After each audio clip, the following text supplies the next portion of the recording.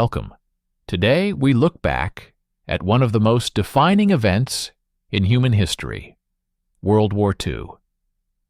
This was a conflict that reshaped nations, transformed societies, and changed the role of the United States in the world forever. What follows is not a story of heroes and villains alone, but a record of decisions, sacrifices, and consequences that continue to shape our present. This is the story of World War II.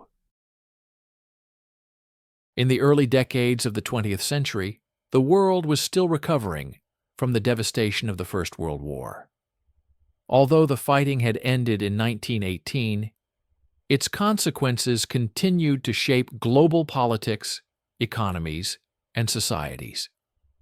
Entire empires had collapsed, millions were dead, and the balance of power had shifted in ways few fully understood at the time. The peace agreements signed after World War I were intended to prevent another global conflict. Instead, they created long-lasting instability. Germany, defeated and humiliated, lost territory, was restricted in military strength, and was required to pay heavy reparations. For many Germans, the post-war settlement was not a path to peace, but a source of resentment and economic hardship. Across Europe, democratic institutions struggled to survive. Economic crises, unemployment, and social unrest became widespread. In the United States, the experience of World War I left a deep mark on public opinion. Many Americans believed that entering the conflict had been a mistake and were determined to avoid involvement in future European wars. Isolationism became a central theme in American foreign policy throughout the 1920s and 1930s. While democratic nations sought stability, authoritarian movements gained momentum elsewhere. In Italy, Benito Mussolini established a fascist dictatorship and promoted national expansion. In Japan, military leaders gained influence, arguing that territorial growth was necessary to secure resources and national survival. Japanese forces expanded into China, beginning a prolonged conflict that would later merge with the wider global war. In Germany, political instability and economic collapse opened the door to radical ideology. In 1933, Adolf Hitler became chancellor. His government quickly dismantled democratic institutions, suppressed opposition, and launched a massive rearmament program in violation of international agreements. Germany withdrew from diplomatic constraints and openly pursued territorial expansion. European leaders responded with caution rather than confrontation. Britain and France, still traumatized by the losses of World War I, sought to preserve peace through negotiation and compromise. This policy, later known as appeasement, allowed Germany to reoccupy the Rhineland, annex Austria, and dismantle Czechoslovakia without military resistance. In the United States, these events were followed closely, but from a distance. Congress passed neutrality laws designed to prevent the nation from being drawn into another foreign war. While President Franklin D. Roosevelt recognized the growing threat, public opinion limited the government's ability to act decisively. By the late 1930s, the international system was under severe strain. Military production increased across Europe and Asia. Diplomatic agreements failed to restrain aggressive ambitions. The belief that another major war could be avoided was fading. When conflict finally erupted in 1939, it would rapidly expand beyond regional borders. The world was on the brink of a global war that would reshape nations, societies, and the role of the United States in world affairs. On September 1, 1939, German forces crossed the Polish border. Using a new form of warfare that combined speed, coordination, and overwhelming force, the German military launched what became known as Blitzkrieg, or Lightning War. Tanks, aircraft, and mechanized infantry moved rapidly, bypassing defensive positions and cutting off enemy forces. Poland's resistance was determined but overwhelmed. Within weeks, the Polish government fled the country. On September 3rd, Great Britain and France declared war on Germany, officially marking the beginning of World War II. Despite this declaration, fighting on the Western Front remained limited during the early months of the conflict.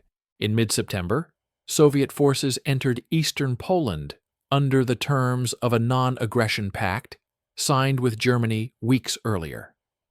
Poland was divided and its territory occupied. Although the country ceased to exist as a state, Polish resistance continued throughout the war. In 1940, the conflict expanded dramatically. German forces invaded Denmark and Norway, securing strategic access to the North Atlantic. In May, Germany launched a major offensive in Western Europe. Belgium, the Netherlands, and Luxembourg were invaded, followed by a rapid advance into France. French defenses collapsed faster than anyone had expected. In June 1940, Paris was occupied, and France signed an armistice with Germany. Much of Western Europe now fell under Nazi control. For the United States, these events were alarming, but the nation remained officially neutral. Only Great Britain continued to resist. During the summer and fall of 1940, Germany attempted to defeat Britain through sustained aerial bombardment. The Battle of Britain became the first major campaign fought entirely in the air. Despite heavy losses, British forces held firm, forcing Germany to abandon plans for invasion. By 1941, the war had already spread across Europe and beyond. Germany's next move would transform the conflict into the largest war in human history. Part 3. America enters the war. On June 22, 1941, Germany launched Operation Barbarossa, a massive invasion of the Soviet Union. Millions of soldiers were deployed along a front stretching hundreds of miles. Early German advances were devastating, capturing vast territories and millions of prisoners. Despite these events, the United States remained officially neutral. President Franklin D. Roosevelt, however, increasingly supported the Allied cause. Through programs such as Lend-Lease, the U.S. supplied Britain, the Soviet Union, and other nations with weapons, vehicles, and essential materials. Everything changed on December 7, 1941. That morning, Japanese forces launched a surprise attack on the U.S. naval base at Pearl Harbor, Hawaii.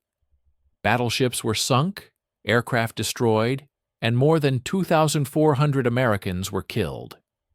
The attack shocked the nation. The following day, the United States declared war on Japan. Within days, Germany and Italy declared war on the United States. America was now fully involved in a global conflict. U.S. industry mobilized at an unprecedented scale. Factories were converted to wartime production. Millions of Americans entered military service. The war reshaped American society, bringing women into industrial jobs and accelerating scientific and technological development. The United States now faced war on two fronts: Europe and the Pacific. Part 4. Turning the Tide, 1942-1944. The years 1942 and 1943 marked a turning point in World War II. In the Pacific, American naval forces halted Japanese expansion at the Battle of Midway, destroying 4 Japanese aircraft carriers. The victory shifted the balance of power in the region. In Europe, the war reached a critical moment on the Eastern Front. The Battle of Stalingrad became one of the bloodiest confrontations in history. After months of brutal fighting, German forces were surrounded and forced to surrender in early 1943. The defeat marked a decisive turning point in the war against Nazi Germany. Later that year, German forces launched a final major offensive at Kursk. The battle ended in failure, and the Soviet Union seized the strategic initiative. From that point forward, German forces were largely on the defensive. Meanwhile, American and British forces landed in North Africa and later invaded Italy. The campaign weakened Axis control in the Mediterranean and forced Germany to divert resources away from other fronts. On June 6, 1944, Allied forces launched the D-Day invasion of Normandy. It was the largest amphibious assault in history. American, British, and Canadian troops established a foothold in Western Europe, opening a second front against Germany. By the end of 1944, Allied forces were advancing steadily toward Germany from both east and west. Part 5. Victory, Cost, and Legacy. In early 1945, the war in Europe entered its final phase. Allied forces crossed into Germany as Soviet troops advanced from the east. Cities were reduced to ruins, and civilian suffering was widespread. In April 1945, Soviet forces entered Berlin. Adolf Hitler died by suicide as German resistance collapsed. On May 8, 1945, Germany signed an unconditional surrender. Victory in Europe was achieved. The war in the Pacific, however, continued. American forces fought fierce battles on islands such as Iwo Jima and Okinawa, facing determined resistance and heavy casualties. In August 1945, the United States dropped atomic bombs on the Japanese cities of Hiroshima and Nagasaki. The unprecedented destruction led Japan to surrender on September 2, 1945, officially ending World War II. The cost of the war was immense. More than 60 million people were killed. Entire cities were destroyed. For the United States, World War II marked a turning point.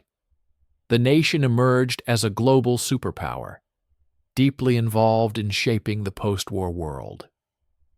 The legacy of World War II continues to influence international relations, military strategy, and global politics. It remains a reminder of the consequences of global conflict and the responsibility to remember history. Part A, approx 1416K characters.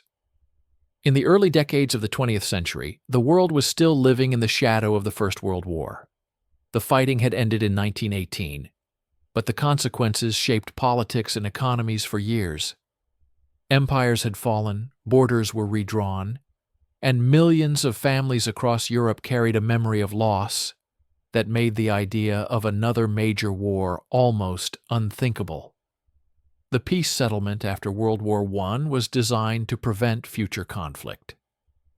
Yet it also created deep resentment and instability, especially in Germany. Economic hardship, political violence, and social division opened the door for extremist movements. In 1933, Adolf Hitler rose to power, promising restoration and expansion. Germany rapidly rearmed, defying international agreements, and the Nazi government turned foreign policy into a tool of pressure and conquest. Meanwhile, in Italy, Benito Mussolini promoted an authoritarian state and pursued imperial ambitions.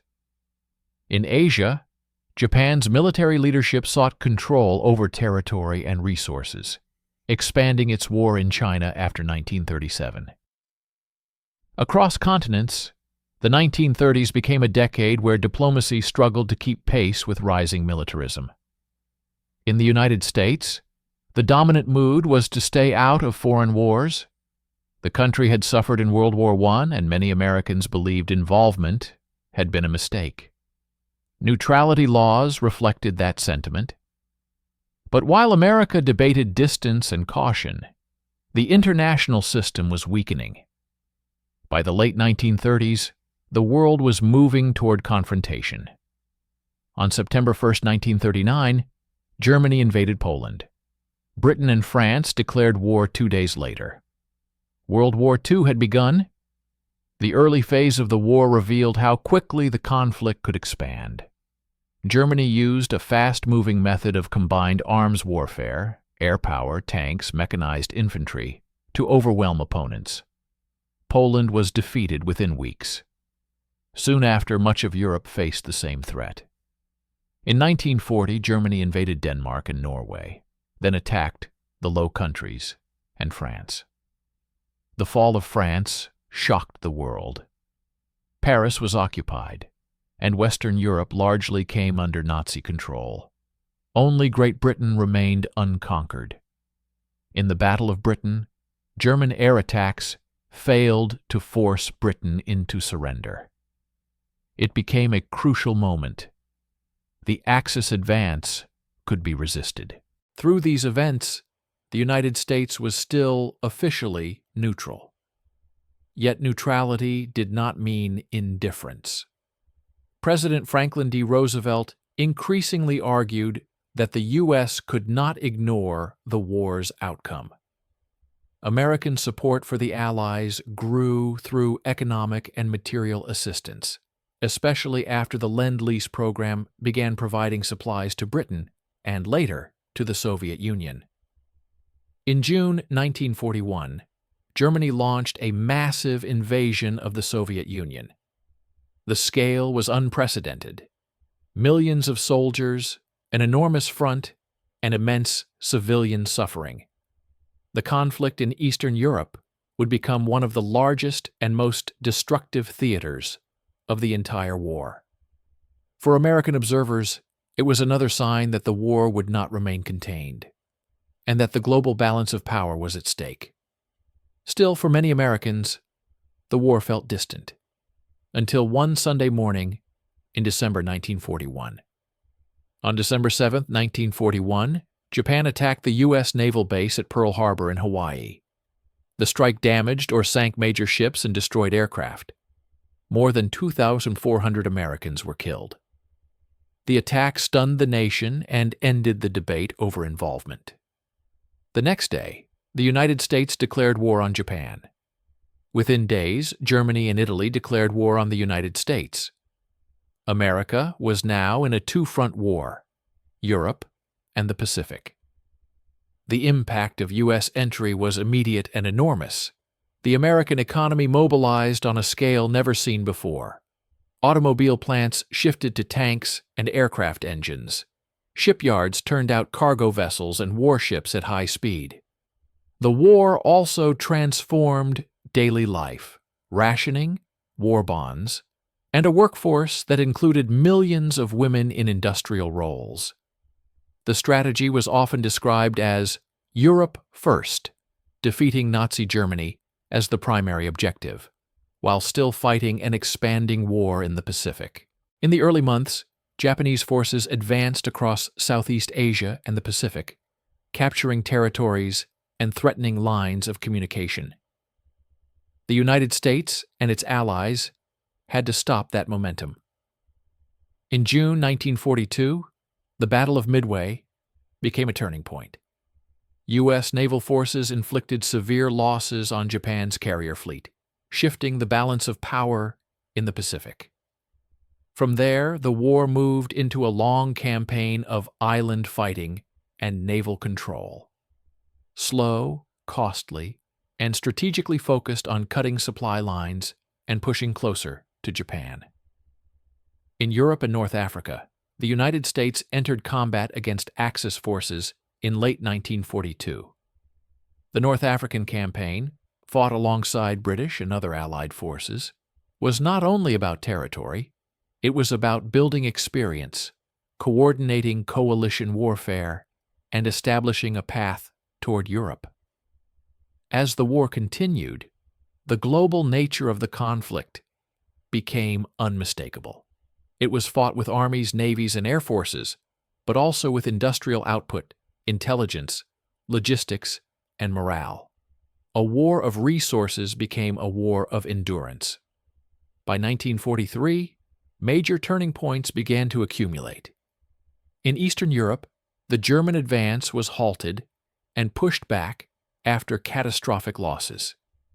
In the Atlantic, Allied convoys increasingly defeated submarine threats that had endangered vital supply routes. In the air, strategic bombing expanded, targeting industrial capacity. And across multiple fronts, Allied coordination tightened. The war was far from over, but the direction was changing. The next phase would bring the Allies back onto the European continent, and it would test whether coalition warfare could achieve what diplomacy had failed to secure: the defeat of aggressive expansion and the restoration of a fragile peace. Part B, approx 1416K characters. By 1943, the global balance of the war had begun to shift. Axis forces were still dangerous, well-armed, and capable of fierce resistance, but the momentum that once defined their expansion was fading. For the Allies, the challenge was no longer survival alone. It was coordination, timing, and the immense task of pushing back across multiple continents. In North Africa, American and British forces had gained valuable combat experience. The campaign exposed weaknesses in leadership and logistics, but it also forged a more effective Allied command structure. Lessons learned in desert warfare would later shape operations in Europe. By mid-1943, Axis forces in North Africa had surrendered, opening the Mediterranean to Allied control. The next step was Italy. In July 1943, Allied troops landed in Sicily. The invasion weakened the Axis alliance and led to the collapse of Benito Mussolini's government. Italy eventually surrendered, but German forces quickly occupied much of the country and prepared defensive positions. What followed was a slow, costly campaign through difficult terrain. Progress was measured in miles, not breakthroughs. While fighting continued in Italy, attention increasingly turned to Western Europe. Plans for a major invasion were underway, an operation that would determine the future of the continent. The success of such an invasion depended on secrecy, deception, and overwhelming force. It also depended on the ability of Allied nations to act as a single military coalition.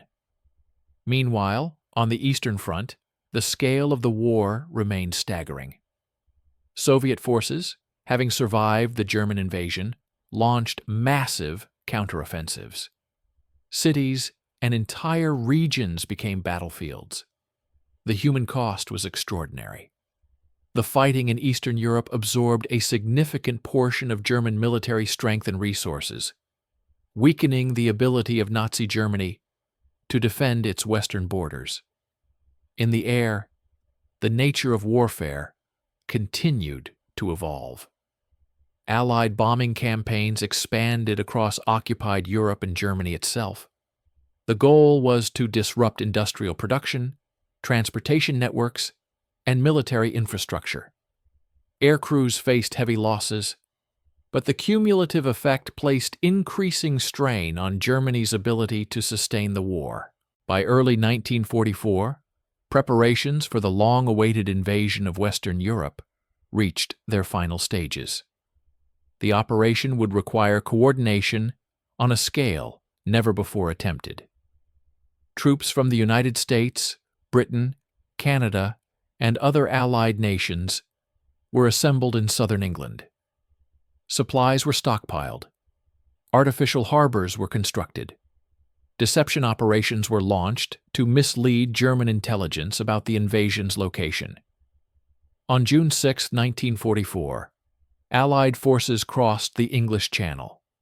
The landings in Normandy, known as D-Day, marked one of the most decisive moments of World War II. American forces landed at Omaha and Utah beaches, while British and Canadian troops attacked other sectors. The fighting was intense, especially where defenses were strongest. Casualties were heavy, but by the end of the day, Allied troops had established a foothold in France. The weeks that followed were brutal. Progress through the Norman countryside was slow, hampered by terrain and determined German resistance. Yet the Allies continued to build strength. By late summer, a breakout was achieved. Paris was liberated in August 1944, and Allied forces pushed eastward toward Germany. As Allied troops advanced, the reality of Nazi occupation became clear. Concentration camps were discovered. Civilian populations bore the scars of years of repression and violence. The war was no longer abstract. It revealed its moral and human dimensions in undeniable ways. Germany's response to Allied advances included a final major counteroffensive in December 1944. Known as the Battle of the Bulge, the attack aimed to split Allied forces and force a negotiated peace.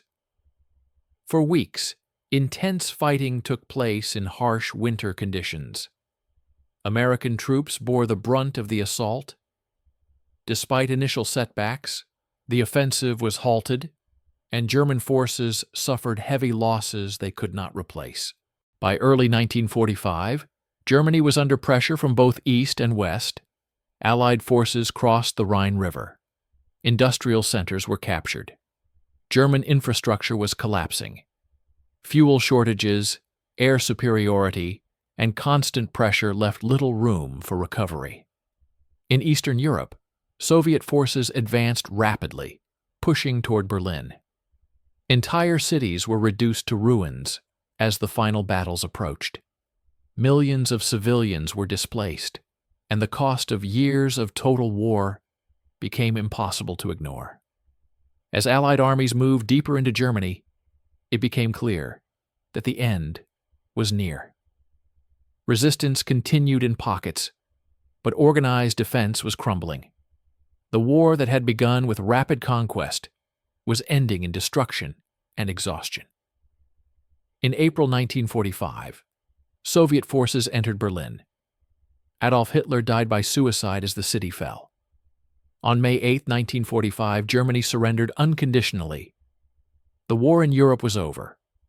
For the United States and its allies, victory came at immense cost. Yet the conflict was not finished. In the Pacific, the final and most difficult phase of the war still lay ahead. Part C, final section, approx. 6 to 7K characters. While the war in Europe ended in May 1945, the conflict in the Pacific continued with undiminished intensity. For the United States, this phase of the war posed a different kind of challenge: vast distances, heavily fortified islands, and an enemy prepared to resist to the very end. From 1943 onward, American forces pursued a strategy known as island hopping. Rather than attacking every Japanese-held position, U.S. forces focused on key islands that could support airfields and naval bases. This approach gradually cut off Japanese supply lines and brought American forces closer to the Japanese mainland. The battles of Iwo Jima and Okinawa demonstrated the brutal nature of the Pacific War. Fierce resistance, difficult terrain, and high casualties defined these engagements. For American planners, these battles raised a critical question. What would an invasion of Japan itself cost in lives? As the war dragged on, Japan's situation became increasingly desperate. Its navy and air force were largely destroyed, cities were devastated by conventional bombing, and shortages of food and fuel worsened. Yet surrender did not come easily. In August 1945, the United States introduced a weapon unlike any previously used in warfare. On August 6th, an atomic bomb was dropped on Hiroshima. 3 days later, a second bomb struck Nagasaki. The destruction was unprecedented, and the psychological impact immediate. Shortly afterward, the Soviet Union declared war on Japan and moved against Japanese forces in Asia. On September 2, 1945, Japan formally surrendered aboard the USS Missouri. World War II was over. The war's cost was staggering. More than 60 million people had died worldwide. Entire cities were destroyed, civilian populations suffered on a scale previously unimaginable. For the United States, over 400,000 service members lost their lives. Yet the consequences of the war extended far beyond casualties and destruction. World War II fundamentally reshaped the global order. The United States emerged as a leading economic, military, and political power. American influence expanded across Europe and the Pacific, while new international institutions were created to prevent another global catastrophe. The war also transformed American society. Industrial capacity reached new heights. Scientific and technological advancements accelerated. The role of the federal government expanded, and the United States assumed responsibilities far beyond its pre-war isolationist traditions. At the same time, the moral lessons of the war were impossible to ignore. The Holocaust exposed the consequences of hatred and unchecked power. The devastation of atomic warfare introduced new fears and ethical questions that would define the post-war era. World War II did not bring an end to global conflict. Instead, it marked the beginning of a new international landscape shaped by rivalry, deterrence, and uneasy peace. The Cold War that followed would dominate global politics for decades. Yet the legacy of World War II remains deeply rooted in modern history. It serves as a reminder of the cost of global conflict, the importance of international cooperation, and the enduring impact of decisions made during moments of crisis. For the United States, World War II was a turning point, one that transformed the nation from a reluctant participant into a central force in world affairs. Its outcomes continue to influence the world we live in today. As the fighting intensified across Europe and the Pacific, the war was also being fought far from the front lines, inside American cities, factories, farms, and homes. For the United States, World War II was not only a military conflict overseas, but a total national effort that transformed everyday life and reshaped the country's economic and social structure. Following the attack on Pearl Harbor, mobilization reached a scale unmatched in American history. More than 16 million men and women served in the armed forces. Millions more contributed on the home front. The federal government assumed unprecedented authority over production, transportation, and labor. Civilian industries were rapidly converted into engines of war. Automobile factories stopped producing consumer vehicles and began assembling tanks, aircraft engines, and armored transports. Shipyards launched cargo ships and warships at extraordinary speed. Aircraft production expanded so rapidly that by 1944 the United States was producing more planes than all Axis powers combined. This industrial capacity became one of the decisive factors of the war. The American economy, still recovering from the Great Depression, was fundamentally transformed. Unemployment virtually disappeared. Wages increased. Federal spending surged. While shortages of consumer goods remained common, economic confidence returned as the nation committed itself fully to victory. Women played a critical role in this transformation. With millions of men serving overseas, women entered factories, shipyards, and offices in unprecedented numbers. They became machinists, welders, engineers, and technicians. Though many were expected to return to traditional roles after the war, their contributions permanently altered perceptions of women's capabilities and place in the workforce. African Americans and other minority groups also participated in large numbers, both in the military and in civilian industry. Although segregation and discrimination remained widespread, the war created new opportunities and intensified demands for civil rights.